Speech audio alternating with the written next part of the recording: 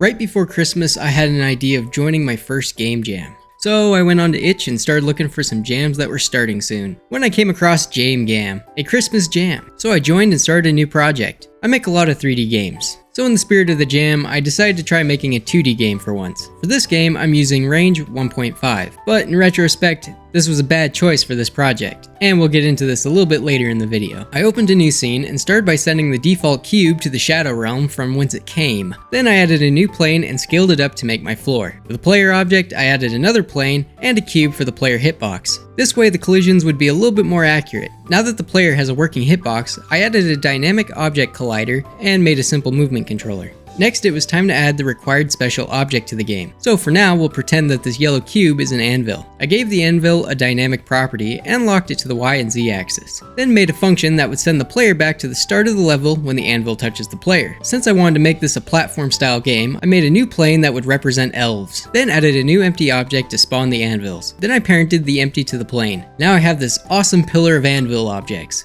but I don't really want them to stack up. So I told the anvil to remove itself when it collides with another object in the scene. Now, as much fun as it is to dodge static falling anvils, I thought it would add a little bit more challenge if the elves moved around while dropping the anvils. So I gave them a random property and told the elves to move a specific direction when that number was true. When the elves are no longer moving, they'll drop an anvil. This will give the player a visual way to know when the next anvil will drop. Then I set the elf and all the child objects to a new group. That way I could easily move and add them wherever I needed. Now it's time to make the player a little bit more predictable. Dynamic objects like the player and anvil have linear velocity settings, so when you run into another object, it bounces the player back the other way. The only issue is when this happens, the player's velocity doesn't reset, so you won't be able to control the player very well after being pushed back. This is not that great for a platformer, as the smallest collision could bounce you back off a platform, and I'm not trying to make Jump King. To fix this issue, I just set a new linear velocity field that would push the player down instead of to the side. This works really well. Now that I have all the mechanics I need to make my little game, I moved over to Photoshop to make some level textures. I made a floor texture, a tree, and a present to start. Then I went back into the engine and applied them to the scene. I wanted the main gameplay mechanic to be Santa delivering presents, so I added a new plane and gave it a box collider, just like the player. I duplicated the plane and parented it to the player object. This would be the pickup system. And with that, I decided to end my first day. After waking up the next day, I saw that I only had 2 more days to complete the game, and I was a little bit behind.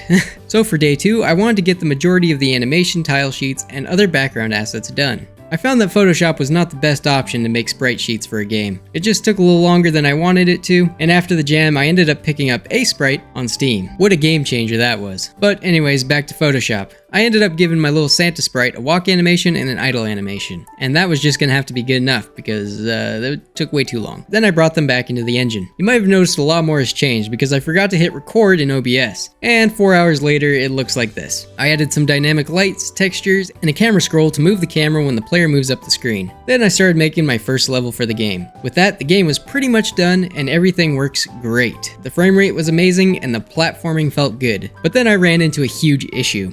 An issue that would keep me up all night as I tried to resolve it before the deadline. Time was running out as I opened the engine's exporter, set up all the relevant file paths, and exported the game to Windows. But when I played the final game, all the physics were absolutely broken, from objects exploding in the scene to the player jumping straight off the screen. Turns out, for whatever reason, when you start the game from the main menu, it breaks the physics. Why it does this? Who knows? I tried resetting VSync and making sure all the scenes had the same frame settings. Then I went through and adjusted all the physics settings and nothing worked. So I just made the game start on level 1. This fixed the main physics issue, but not all of them. It was just crazy to think that this game worked perfectly in the engine. If you would like to try playing this game, it's available on my itch page. But be warned, it is not the best. When 1.6 is released, I will try updating this game. Hopefully the export issues are resolved by then. I don't even know if it was just me, if it was the game engine, or if it was the exporter. Thanks for watching. If you liked the video, try checking out this one. Or if you want to learn these engines, try checking out these videos. And with that, I will see you in the next one. Bye-bye!